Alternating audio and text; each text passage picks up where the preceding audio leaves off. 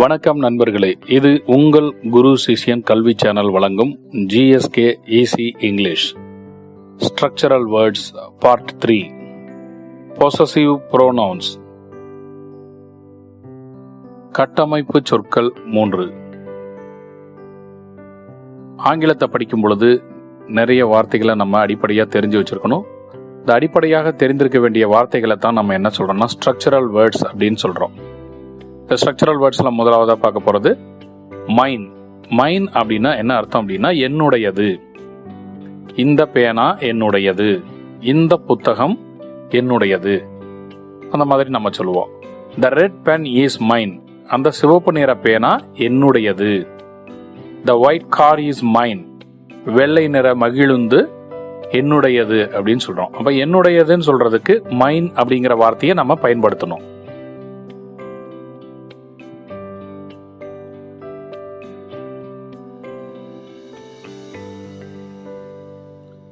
அடுத்தது நம்ம பார்க்க போறது அவர்ஸ். அவர்ஸ் அப்படின்னா எங்களுடையதுன்னு சொல்லலாம், நம்முடையதுன்னு சொல்லலாம். அந்த வீடு எங்களுடையது, அந்த தோட்டம் எங்களுடையது, அந்த மாதிரி நம்ம எங்களுடையது நம்முடையதுன்னு சொல்றதுக்கு அவர்ஸ்ங்கிற வார்த்தையை பயன்படுத்தலாம். The new house is hours. அந்த புதிய வீடு எங்களுடையது. த டாக் இஸ் அவர்ஸ். அந்த நாய் எங்களுடையது. அடுத்ததா நம்ம பார்க்க போறது யுவர்ஸ். யுவர்ஸ்னா என்ன அர்த்தம் அப்படின்னா உங்களுடையது, உன்னுடையது. இந்த பேனா உன்னுடையது, இந்த புத்தகம் உங்களுடையது, இந்த வீடு உங்களுடையது. இந்த மாதிரி நம்ம சொல்றதுக்கு யுவர்ஸ்ங்கிற வார்த்தையை பயன்படுத்தலாம். The bag is yours. அந்த பை உன்னுடையது. The mobile is yours. அந்த செல்லிடப்பேசி உன்னுடையது அப்படின்னு சொல்லலாம். அடுத்ததான் நம்ம பார்க்க போறது ஹிஸ். ஹிஸ் அப்படிங்கிறது பொசசிவ் ப்ரோனவுன்ல அவனுடையது, இவனுடையது, அவருடையது, இவருடையதுங்கிற வார்த்தையில நம்ம பயன்படுத்தலாம். The photo in the room is his.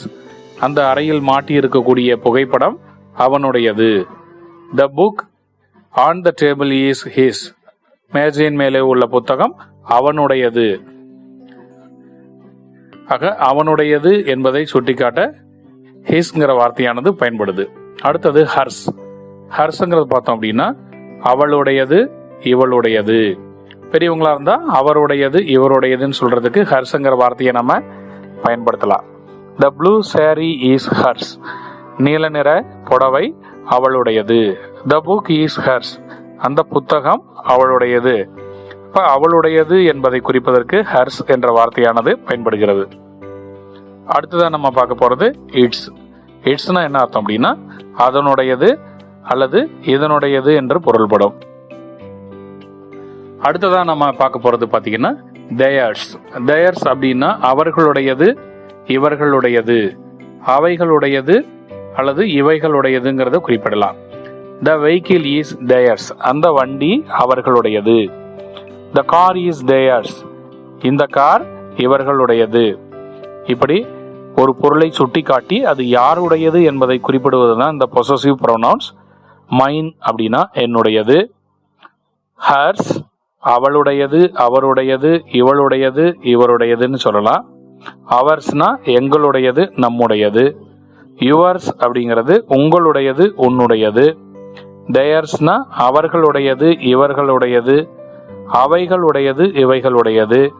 His அப்படின்னா அவனுடையது, இவனுடையது, அவருடையது, இவருடையது. இட்ஸ் அப்படின்னா அதனுடையதுன்னு சொல்லலாம், இதனுடையதுன்னு சொல்லலாம். இந்த வீடியோவை திரும்ப திரும்ப பாருங்க. இந்த ஸ்ட்ரக்சரல் வேர்ட்ஸை தெளிவாக தெரிஞ்சுக்கிட்டீங்கன்னா நீங்க ஆங்கிலத்தில் எந்த ஒரு வாக்கியத்தை படித்தாலும் அதுக்கு பொருள் அறிந்துக்கலாம். நன்றி.